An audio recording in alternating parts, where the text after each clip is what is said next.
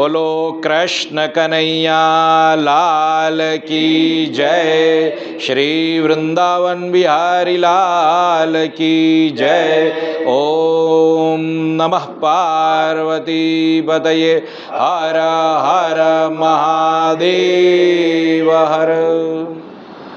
सूर्यमंडल स्थित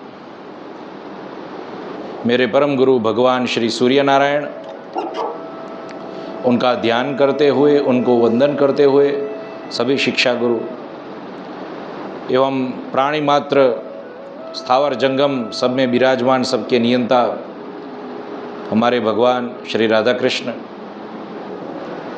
उनके चरणों में वंदन करते हुए आज का सत्संग यथावत हम प्रारंभ करते हैं। आपने पिछले कई दिनों से भगवान की अनेक बाल लीलाओं का श्रवण किया। किसके अंतर्गत? तो कहते हैं गोवर्धन धरण इंद्रमान भंग लीला के अंतर्गत। वहाँ पे जब भगवान गोवर्धन पर्वत पुनः कर देते हैं और इस प्रकार गाय और गोप बालकों की जो रक्षा की, और उसके पश्चात जब व्रज में पुनः लौटे और फिर वहाँ पे नंद बाबा जो है वो गोपगणों से संवाद करते हैं, उस समय गोपगण जब उन्हें कहते हैं, भगवान की लीलाओं के विषय में बताते हैं, तब नंद बाबा ने उनको प्रत्युत्तर दिया कि इस प्रकार किसी भी प्रकार का आश्चर्य आपको करना नहीं है। भगवान तो साक्षात नारायण के ही अंश है, नारायण के ही समान है, उनमें कोई आश्चर्य की बात नहीं है, ये सब तो सहज है। और उस प्रकार फिर सुखदेव जी ने कल बहुत सुंदर श्लोक उसके साथ फिर हमने सत्संग को विराम दिया था, और आज हम आगे की लीला जो है गोवर्धन धरण सत्संग के विषय में आज वो श्रवण करेंगे। श्री शुक उवाच, क्या कह रहे हैं? गोवर्धने धृते शैल आसाराद रक्षिते व्रजे गोलोकाद आव्रजत कृष्णम सुरभि शक्र एवच। क्या कह रहे हैं कि हे परीक्षित, सुखदेव जी राजा परीक्षित को कह रहे हैं कि भगवान ने इस प्रकार गोवर्धन पर्वत धारण किया और अतिवृष्टि आंधी इत्यादि से गायों और गोप बालकों की व्रज की इस प्रकार जो रक्षा की, उसके पश्चात कहते हैं गोलोकाद आव्रजत कृष्णम सुरभि शक्र एवच। गोलोक में से गौ माता सुरभि कामधेनु और इंद्रलोक से, देवलोक से साक्षात इंद्र अब भगवान कृष्ण के पास आए,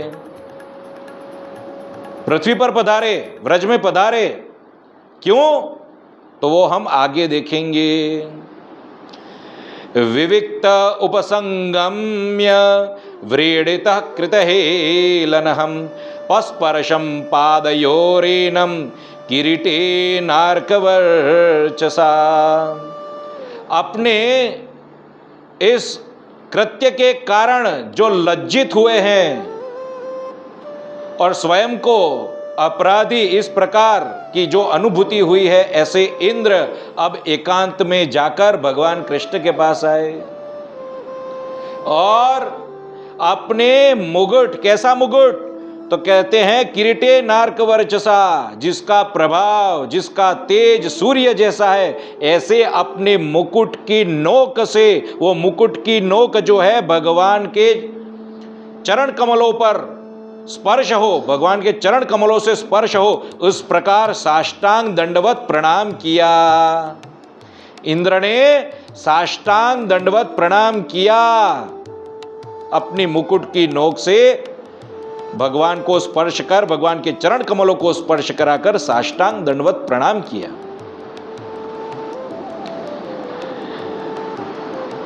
देखो, जब भी किसी से क्षमा अपराध, जब उसकी अभ्यर्थना करनी होती है, उसकी याचना करनी होती है, तब वास्तविक रूप से आपके हृदय में यदि ग्लानि है, किसी के हृदय में जो ग्लानि होती है, तो उसका स्वरूप यही बताया गया कि वो साष्टांग दंडवत प्रणाम करता है और फिर क्षमा अभ्यर्थना करता है। तो ऐसा क्यों होता है? दंडवत प्रणाम नहीं किया होता तो भी चलता, क्यों ऐसे क्षमा नहीं मांग लेता? हाथ जोड़कर पंचांग प्रणाम करके साष्टांग दंडवत प्रणाम क्यों करना पड़ा? साष्टांग दंडवत प्रणाम क्या है? तो शीर से लेकर पाद तक जो 8 अंग है उसमें मन भी आ गया, उसमें मन भी आ गया। कराभ्याम, जानुभ्याम इत्यादि आपके 8 अंग मन सहित उसको समर्पित करके क्षमा अभ्यर्थना करते हैं यहां पर कि मुझे क्षमा याचना करो। अंदर से, हृदय से ऐसी पीड़ा हुई, व्याकुलता हुई कि अरे रे रे मैंने क्या कर दिया, पश्चाताप हुआ, और उस पश्चाताप का स्वरूप कोई अभिनय नहीं है, सत्य है, और सत्य साष्टांग दंडवत प्रणाम से प्रारंभ होता है।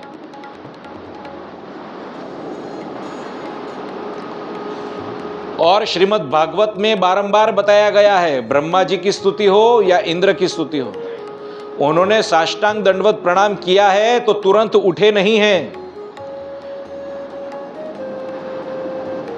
ब्रह्मा जी के विषय में तो चिरकाल तक ऐसा लिखा है, बार बार प्रणाम करते थे फिर उठते थे, प्रणाम करते थे फिर उठते थे।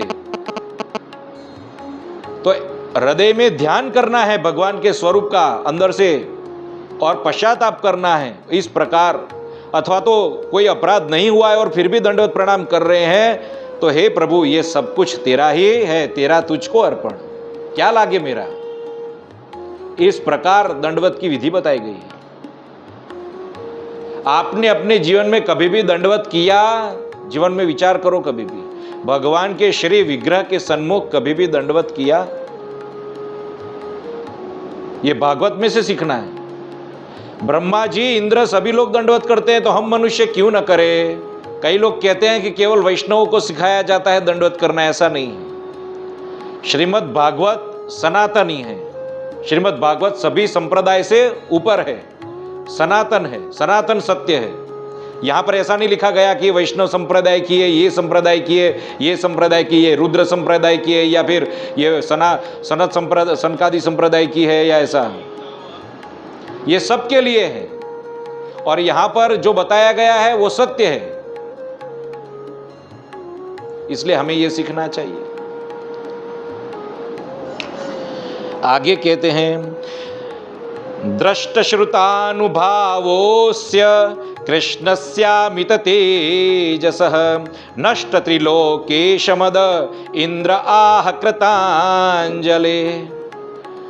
अब यहां पर क्या कह रहे हैं?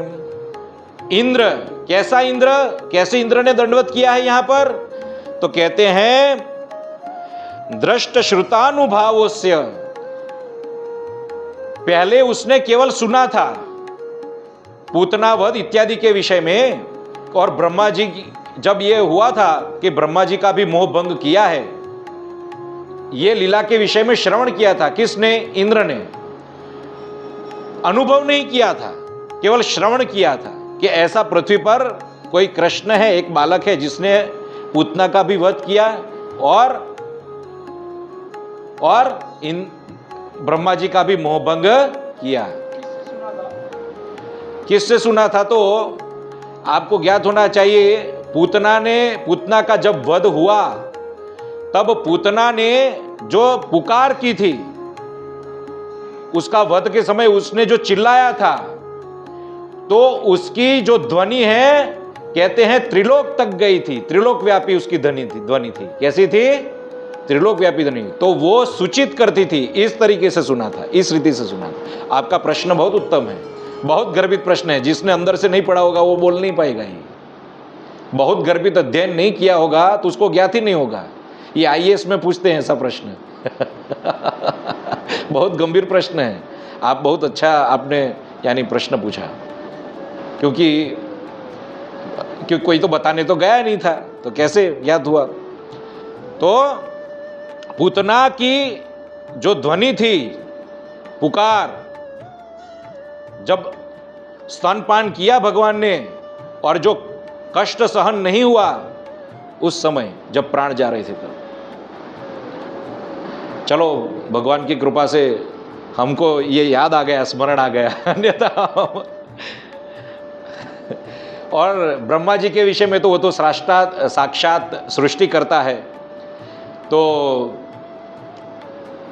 वो तो फिर कहना ही क्या। और पुष्पवृष्टि भी हुई थी, पुष्पवृष्टि भी हुई थी ना, तो वो सूचनाएं मिलती रहती हैं।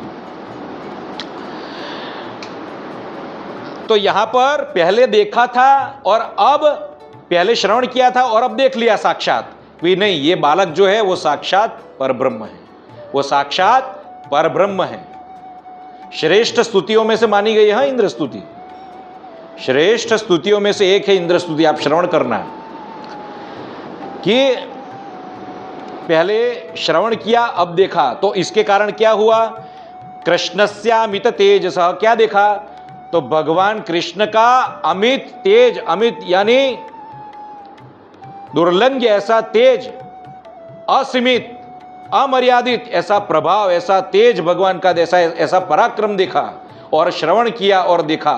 तो उसके कारण क्या हुआ, नष्ट त्रिलोकेश मद, मैं त्रिलोकी हूं ऐसा जो मद जिनका था, ये मद जिनका नष्ट हो गया है, भंग हो गया है, चूर्ण चूर्ण हो गया है, दूर हो गया है। ऐसे इंद्र, ऐसे इंद्र क्या किया, कृतांजलि, दोनों हाथ जोड़कर अब कह रहे हैं, हाथ जोड़कर कह रहे हैं, इंद्र उवाच। अब ये ध्यान से श्रवण करना है।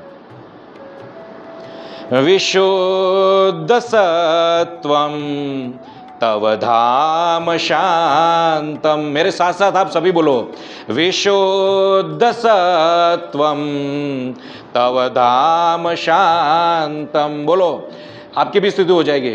विशुद्ध सत्वं तव धाम शांतम तपोमयं ध्वस्तरजस्तमस्कं, तपोमयं ध्वस्तरजस्तमस्कं मायामयोऽयं गुणसम्प्रवाहो, मायामयोऽयं गुणसम्प्रवाहो न विद्यते ते ग्रहणानुबन्धः, न विद्यते ते ग्रहणानुबन्धः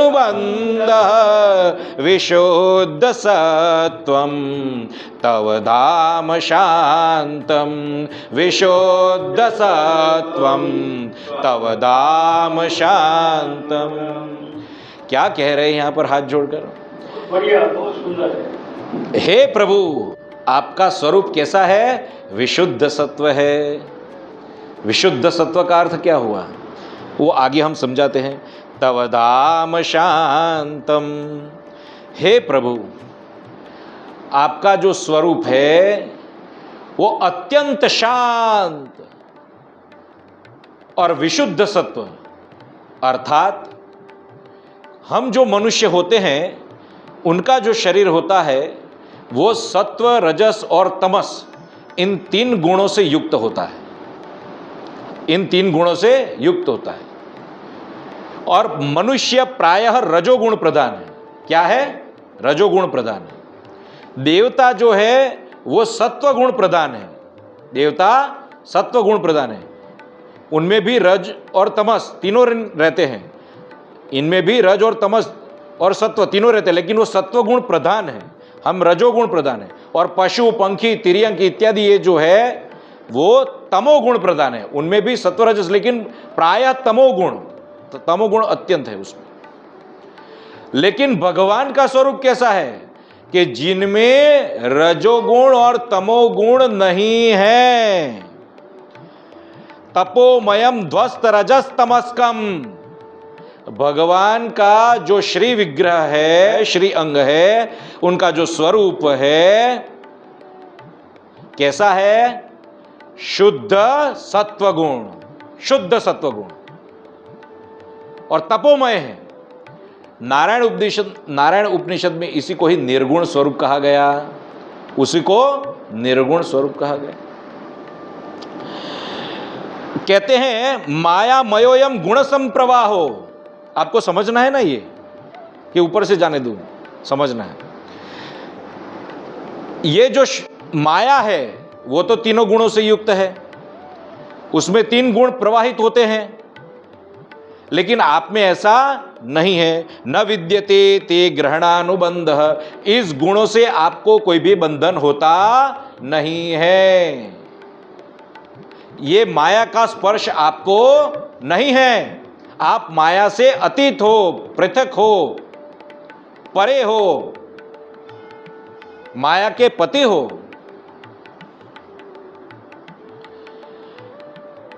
तो होता क्यों है? ये माया आप में है ऐसा प्रतीत क्यों होता है? तो कहते हैं वो गुणों के कारण। किसके कारण?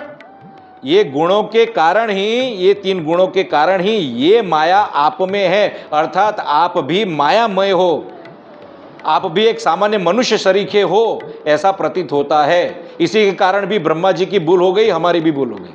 कहने का तात्पर्य, हमने भी आपको एक मानव के रूप में ले लिया, एक मनुष्य के रूप में ले लिया। वस्तुतः आप तो माया से पृथक हो। ये 3 गुण जो है, गुण ही गुणों में बरतते हैं, ये गुण ही गुणों में बरतते हैं, लेकिन ये हम भूल गए और आपको एक सामान्य साधारण मनुष्य समझ लिया। ये हमारी सबसे बड़ी गलती, सबसे बड़ा अपराध, सबसे बड़ी चूक हो गई।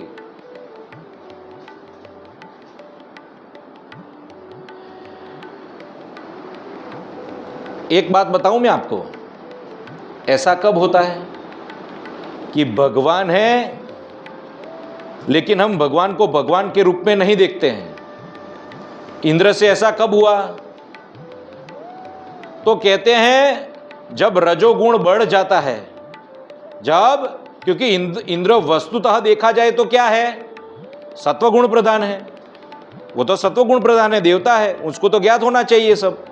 लेकिन फिर भी ऐसी भूल हो गई, तो क्यों? क्योंकि रजोगुण बढ़ गया, रजो प्रधान हो गए, और रज, तो इसके कारण तो ये सब हुआ। तो हमको इस पर से बोध लेना है। क्या बोध लेना है?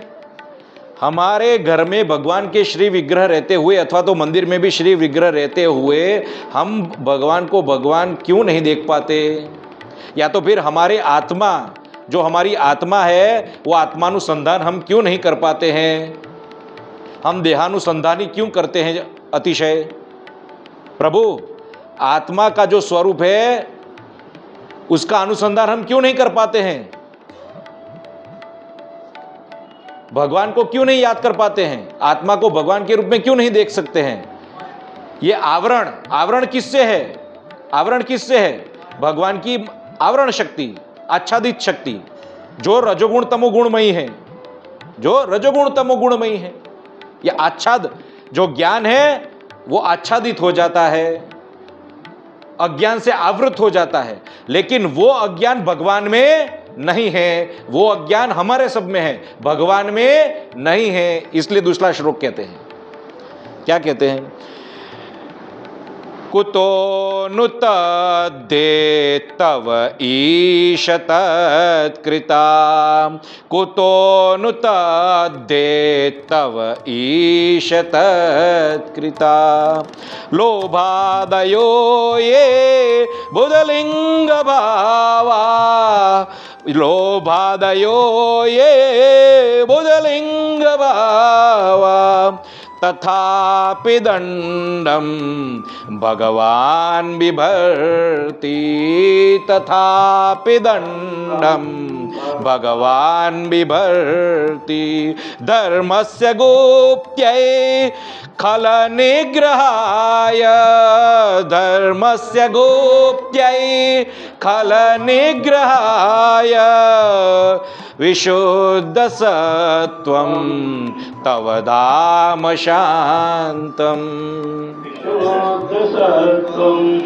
तव धाम शांतम। क्या कहा यहाँ पर कि कुतोनु तद्दे तव ईश तत्कृता लोभादयो ये बुधलिंग भावाः। आपके ऐसे कोई कर्म नहीं है जिसके कारण आपको ये अज्ञान जन्य देह प्राप्त हो और आप अज्ञान में रमो, एवं स्वयं आप में अज्ञान स्थित नहीं है और आप भी अज्ञान में स्थित नहीं है और आप संपूर्ण रूप से ज्ञानमय हो। कहने का तात्पर्य, आप में ऐसा कोई अज्ञान नहीं है जिसके कारण आप, क्या लिखा, ये बुद्धलिंग भावाः, कि जिसके कारण लोभादयो, यानी आप कोई कर्म करे, काम क्रोध मद मोह लोभ आदि के वशीभूत होकर आप कोई कर्म करे और फिर आपको पुनः ये अज्ञान जन्य देह प्राप्त हो, ये पुनः ये शरीर प्राप्त हो, ऐसा अज्ञान आप में नहीं है, हमारे में है। क्या है, हम जैसे ही जन्म लेते हैं तो इस देह इंद्रिय प्राण इत्यादि से बद्ध हो जाते हैं। तो इसके कारण क्या होता है, हम अपने आप को शरीर मान लेते हैं, ये शरीर को ही आत्मा मान लेते हैं और आत्मा का स्वरूप भूल जाते हैं। फिर ये शरीर की अनेक प्रकार की इच्छाएं रहती है, कामना, तो वो कामना होती है, वो कामना को पूर्ण करने के लिए हम अनेक कर्म करते हैं और वो कर्म इन तीनों गुणों से उत्पन्न ये जो काम क्रोध मद मोह है उसके वशीभूत होकर ही तो हम करते हैं। और इसके कारण क्या होता है, फिर हम कर्म से ही नया कर्म उत्पन्न करते हैं, एक नहीं अनेक कर्म, कर्मों की वृत्तियां, और फिर उसी कर्म के फल में केवल कर्म में आसक्त नहीं होते, केवल कर्म में आसक्त नहीं होते कि भाई चलो आजीविका है तो व्यापार करना है, तो केवल व्यापार में आसक्त नहीं होते। व्यापार का जो फल है धन आना, उस धन यानी कर्म के फल में भी आसक्त होते हैं, कर्म के फल में भी आसक्त होते हैं। तो कर्म में आसक्ति, कर्म के फल में आसक्ति, और इससे उत्पन्न अनेक कर्म और इससे उत्पन्न अनेक फल और उनमें आसक्ति, ओहो, फिर वो राजा भरत के समय जो कहते हैं जो जहां से उत्पन्न हुआ है वो कभी वहां से वो वहां फिर लौटा ही नहीं है, जो जहां से गया है वहां फिर वापस पुनः आया ही नहीं है, पुनः लौटा ही नहीं है, पुनः उसका आगमन हुआ ही नहीं है। जहां से उसका गमन हुआ वहां पुनः आगमन हुआ नहीं है। पुनरपि जन्मम पुनरपि मरणम। लेकिन भगवान को ऐसा नहीं है कि मैं ये शरीर हूं, भगवान में ऐसा किसी भी प्रकार का अज्ञान नहीं है, वो तो साक्षात, इसलिए तो कहते हैं सुबह उठकर भगवान क्या करते हैं, सुबह उठकर भगवान की दिनचर्या में क्या कहा, सुबह उठकर जैसे ही शयन कक्ष में उठते हैं तो क्या करते हैं, स्वस्वरूप अनुसंधान। अब भगवान को क्या करने की आवश्यकता है, वो तो भगवान है साक्षात, निरावरण पर ब्रह्म है, लेकिन लोक शिक्षार्थ, लोगों को शिक्षा प्राप्त हो, इसलिए भगवान स्वस्वरूप अनुसंधान करते हैं कि मैं तो नित्य मुक्त सच्चिदानंद स्वरूप ये आत्मा हूं, ना मेरा जन्म है, ना मेरी मृत्यु है, ना मुझे लोभ भय शोक इत्यादि है, इन तीन गुणों से मैं आवृत्त नहीं हूं, मैं तो आत्मा हूं। भगवान इसमें अहर्निश स्थित है, हमको स्थित होना पड़ता है। ब्रह्म ज्ञान होने के पश्चात मनुष्य जीवन मुक्त हो जाता है, लेकिन भगवत भक्ति तो उसको भी करनी पड़ती है। यही भागवत का वही भागवत बता रहा है, उद्धव जी को भी यही कहा कि ब्रह्म ज्ञान होने के पश्चात आप विषय भोग न करो, संपूर्ण रूप से उसमें स्थित हो जाओ और चले जाओ बद्रिकाश्रम, तप में स्थित हो जाओ। इसलिए प्राय आप देखो जो जीवन मुक्त मनुष्य हैं वो स्वस्वरूप अनुसंधान उसमें ही स्थित रहते हैं, लेकिन मनुष्य तो रजस तमस गुण, हम तो संसार में रहने वाले हैं, हम सब तो संसार से व्याप्त हैं। लेकिन भगवान का स्वरूप ऐसा नहीं है, भगवान तो नित्य मुक्त शुद्ध है, सच्चिदानंद स्वरूप विग्रह है, उनकी तुलना किसी के साथ नहीं की जा सकती। वो निरावरण पर ब्रह्म है, विशुद्ध सत्व है। तथापि दंडम भगवान बिभर्ति धर्मस्य गोप्त्यै खल निग्रहाय। फिर भी ये तीन गुणों को धारण करके भगवान को कोई कर्म करना नहीं पड़ता, भगवान को कोई अज्ञान नहीं है, यहाँ पे उनको कुछ भी प्राप्त कर नहीं करना। इस लोक में भगवान को, इस लोक या कोई भी लोक में भगवान को कुछ भी प्राप्त करने जैसा नहीं है, भुगतने जैसा नहीं है। फिर भी भगवान तथापि दंडम भगवान बिभर्ति, फिर भी भगवान प्रकट होते हैं और काल स्वरूप प्रतीत होते हैं। क्यों? तो कहते हैं धर्मस्य गुप्त्यै, धर्म की रक्षा के लिए, और खल निग्रहाय, और जो दुष्ट पुरुष है उनका निग्रह करने के लिए, उनका वध करने के लिए, उनका उद्धार करने के लिए, भूभार हरण के लिए भगवान प्रकट होते हैं। अब इंद्र को समझ में आया, हे प्रभु आप यहां पर क्यों आते? कहने का तात्पर्य हमारी तो बहुत बहुत बड़ी अपराध हो गई, मैं तो आपको एक बालक समझता था। उसके मन में ऐसा था कि भगवान क्यों पृथ्वी पर आएंगे, भगवान पृथ्वी पर अवतीर्ण क्यों होंगे? वो गोलोक धाम में इतना सब कुछ है, फिर यहां पृथ्वी पर क्या रखा है? पृथ्वी पर क्यों आते हैं? स्वयं भगवान को त्राहिमाम करके ब्रह्मा जी के पास जाते हैं, पृथ्वी पर भार बढ़ गया, ये देव दैत्यों से बचाओ, दैत्यों से बचाओ। और जब भगवान अवतार लेते हैं तब अपराध हो जाता है, भूल जाते हैं। लेकिन हर बार नहीं होता है, कभी कभी होता है, ये ध्यान रखने का। और वो ये सब शुकदेव जी, व्यास जी और ये भगवान ही, कहने का तात्पर्य शुकदेव जी व्यास जी ने इसलिए कहा है कि ये हमें बोध प्राप्त हो कि जब इंद्र जैसे इंद्र, भगवान ब्रह्मा जी जैसे ब्रह्मा जी, उनसे भी जब अपराध हो जाता है तो मनुष्य क्या है? मनुष्य क्या है? भगवान के विषय में जब सब लोग मोहित हो जाते हैं तो मनुष्य क्या है? इसलिए कभी भी अपने आप को इतना बड़ा न मानो कि फिर जगत में हमारी हंसी हो, जगत में हमारी हंसी हो। आगे कहते हैं, अभी एक प्रश्न है, श्रीधरी जी यहां पे बहुत कहते हैं कि यदि भगवान उत्तर दे कि भाई मैं तो गोप हूं, मैं कहां ये दंड धारण करने वाला हूं, कहने का तात्पर्य खल को, दुष्ट जनों का संहार करने के लिए मैं कहां दंड धारण करने वाला, मैं थोड़ा काल हूं, मैं तो गोप हूं, मैं थोड़ा दंड धारण करूंगा। तो सामने जैसे इंद्र कह रहा है, पिता गुरुस्त्वं जगतामधीशो, कहो, ये तो बहुत पिता गुरुस्त्वं, कहो, पिता गुरुस्त्वं जगतामधीशो दुरत्ययः काल उपात्तदण्डः, दुरत्ययः काल उपात्तदण्डः, हिताय स्वेच्छा तनुभिः समीहसे, हिताय स्वेच्छा तनुभिः समीहसे, मानं विधोन्वन् जगदीशमानिनं, मानं विधोन्वन् जगदीशमानिनं, विशुद्धसत्त्वं तव धाम शान्तं, विशुद्धसत्त्वं तव धाम शान्तं। यहां पर क्या कहा? यहां पर क्या कह रहे हैं कि भगवान ने जब इस प्रकार समझ लो कहा कि मैं तो गोप हूं, कैसे दंड धारण करूंगा, तो इंद्र कह रहे हैं कि आप कौन हो? जगतामधीश हो, ये पूरे जगत के नियमन करता ईश्वर हो आप। तो इसलिए आप काल स्वरूप हो ही सकते हो, उसमें कोई बड़ी बात नहीं है। अब उसने क्या क्या कहा? भगवान को पिता कहा। क्या कहा? पिता कहा। पिता क्यों कहा?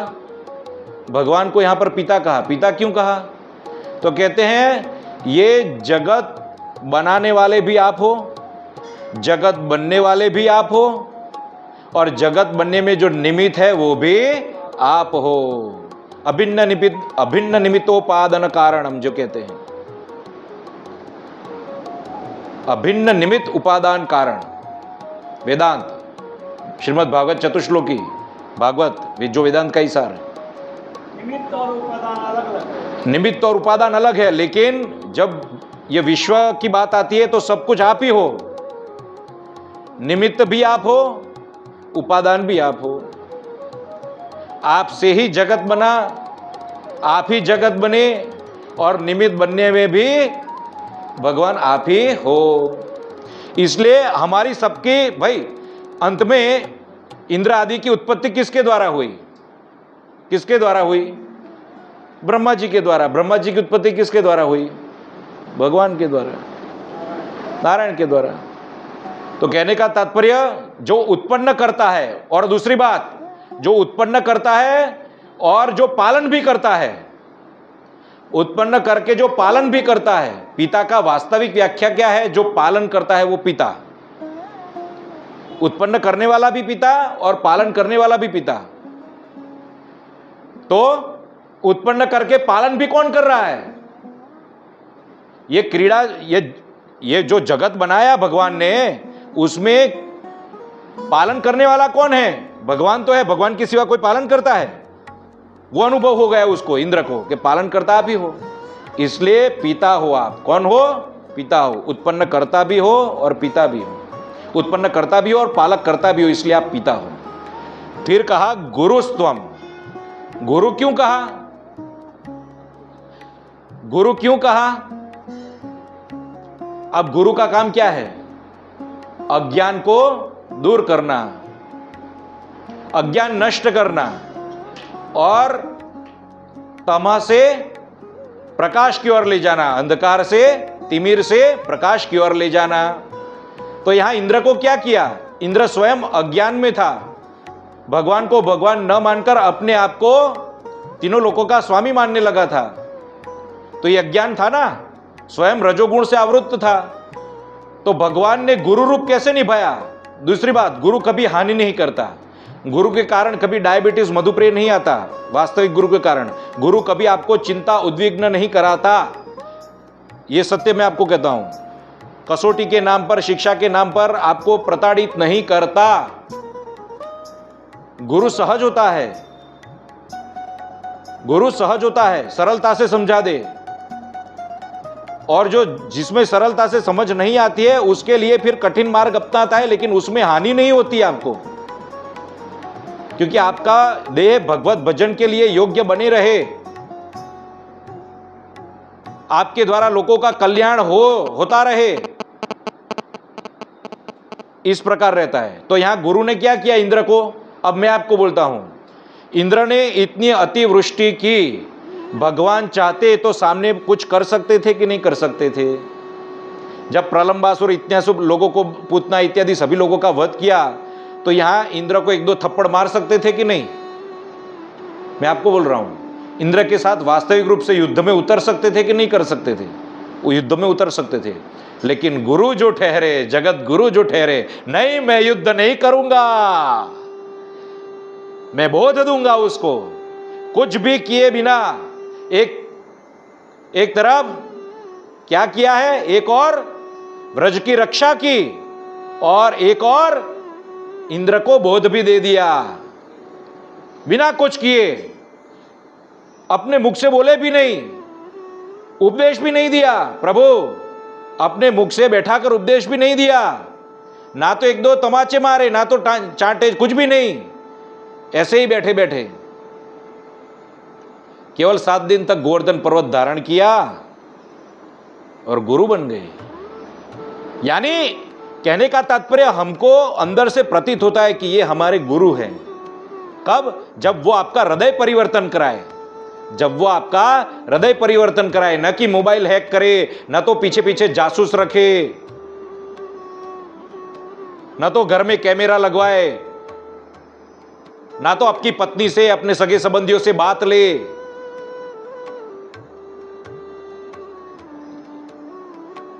आजकल वो गुरु आपकी आजीविका का माध्यम और उसका आवक पूछते हैं, कितनी पान कार्ड मांगते हैं पान कार्ड मांगते हैं बोलो। एक जगह पर मैं तो अनेक प्रयोग किए हैं मैंने। एक स्थान पर मैं गया था तो मेरे से पान कार्ड मांगा, तो बहुत ध्यान रखना है आपको। तो कहने का तात्पर्य गुरु का स्वरूप ऐसा होता है, वो उसकी वाणी ऐसी होती है ना कि हृदय में जब प्रविष्ट हो जाए तो पश्चाताप होए बिना रहे नहीं। हम स्वयं समर्पित कर दे। वो नहीं कहता कि भाई दंडवत करो या प्रणाम करो या ऐसे आगे खड़े रहता है चलो हमको प्रणाम करो। आप उनको ढूंढते हैं, आप उनको ढूंढते हैं, खोजने लगते हैं। आप अंदर से आकुल व्याकुल हो जाता है मनुष्य।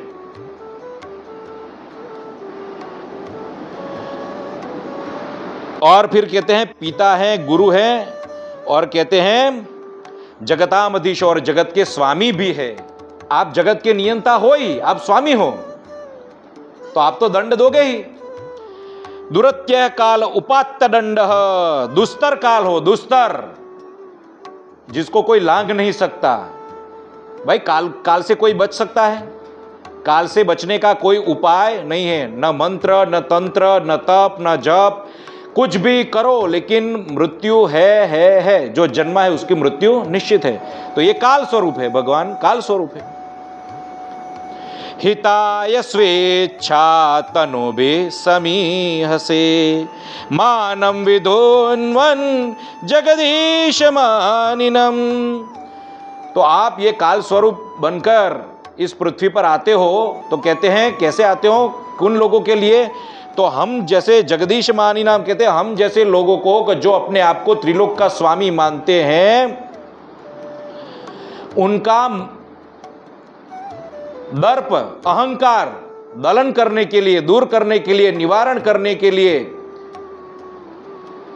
उस ग्रंथि का भेदन करने के लिए, अहंकार ग्रंथि का भेदन करने के लिए भगवान हिताय स्वेच्छा तनुभि समीहसे, अपनी स्वेच्छा से, बलात् नहीं, स्वेच्छा से तीनों गुणों को धारण करके नाना प्रकार के अवतार धारण करते हैं और लीलाएं करते हैं, और अनेक प्रकार की चेष्टाएं, लीलाएं इत्यादि करते हैं। और इसी लीला से ही हमारा उद्धार हो जाता है, दर्पदलन हो जाता है, अभिमान दूर हो जाता है, घमंड चूर्ण चूर्ण हो जाता है।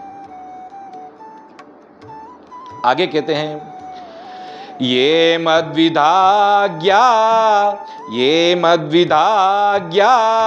जगदीश मानिना, बोलो ये मद्विधाज्ञा जगदीश मानिना, स्वामीक्ष काले भयमाशु तन्मदम, स्वामीक्ष काले भयमाशु तन्मदम, हित्वार्य मार्गम प्रभजन्त्यपस्मया, हित्वार्य मार्गम प्रभजन्त्यपस्मया, इहा खलानामपि तेऽनुशासनम्, इहा खलानामपि तेऽनुशासनम्, विशुद्धसत्त्वं तव धाम शान्तम्, तव धाम शांतम। क्या कहते हैं? तुम तव धाम शांतम, तव धाम शांतम। अब ये श्लोक, अब 10 में 5 बाकी, ये अंतिम श्लोक, ये समझा लेता हूं कि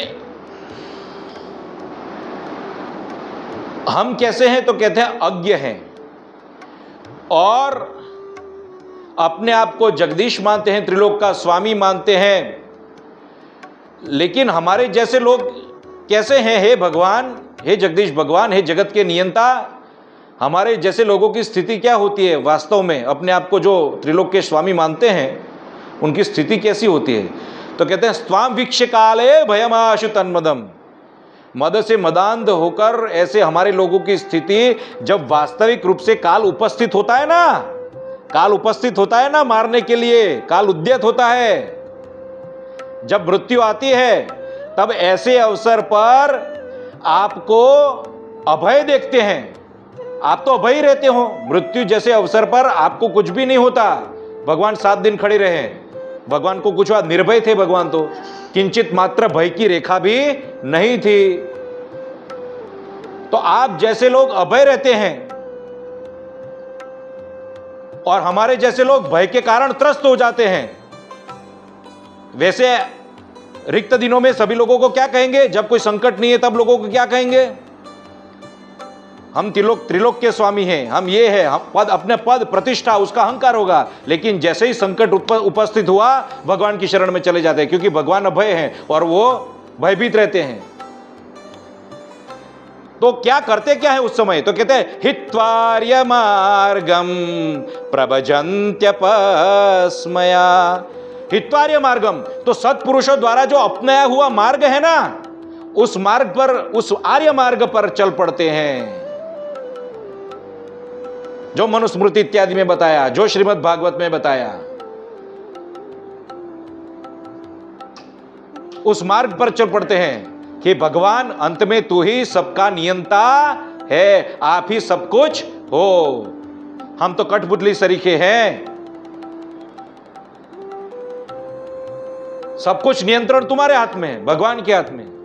तो कहते हैं हित्वार्य मार्गम, जो सत्पुरुषों द्वारा जो मार्ग अपनाया गया है, आर्य मार्गम, उस मार्ग पर प्रभजन्त्यपस्मया, प्रभजन, उसका फिर विशेष रूप से भजन करते हैं, उसके शरणागत हो जाते हैं, उस मार्ग पर आ जाते हैं, उनकी सेवा करते हैं, उस मार्ग पर चल पड़ते हैं। और इहा खलानाम अपितेनुशासनम, भगवान की जो लीला होती है, अवतार करने के पश्चात, भगवान अवतार धारण करते हैं, उसके पश्चात, अवतरित होने के पश्चात, भगवान की ये जो चेष्टा है, जो लीला है, वो ही अनुशासन के लिए पर्याप्त है, वही अनुशासन बन जाता है, वही दंड बन जाता है। वो दुष्टों के लिए, खल के लिए, वो भगवान की लीला ही दंड बन जाती है। भगवान की चेष्टा मात्र अनुशासन बन जाता है, उनको अपने मार्ग पर पुनः स्थापित कर देता है।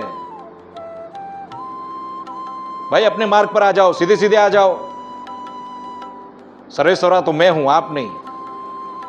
आप मुझे वशीभूत हो, मैं आपके वशीभूत नहीं हूं। मुझे भूलना मत, हे इंद्र, तेरा राज्य मेरे कारण है, तेरे कारण नहीं। तेरे पीछे मैं हूं, भूल गया मुझे? तेरे पीछे मैं हूं, तेरा ये जो राज्य, तेरा ये धन, तेरी ये यहां जो अप्सरा, ये जितना वैभव, ये तेरा जो सामर्थ्य, ये तेरा नहीं है, वस्तुतः उसको प्रकाशित करने वाला मैं परम तत्व हूं। मैं सर्व का अधिष्ठान हूं, भगवान वो कहते हैं। आप तो अधेय मात्र हो, अधिष्ठान तो मैं हूं। तो इस प्रकार कहते हैं भगवान की लीला मात्र ही दुष्टों का निग्रह करने के लिए बोध बन जाती है, पर्याप्त है। भगवान की लीला ही पर्याप्त है, चेष्टा पर्याप्त है। तो आज का सत्संग भगवान के श्री चरणों में समर्पित करते हुए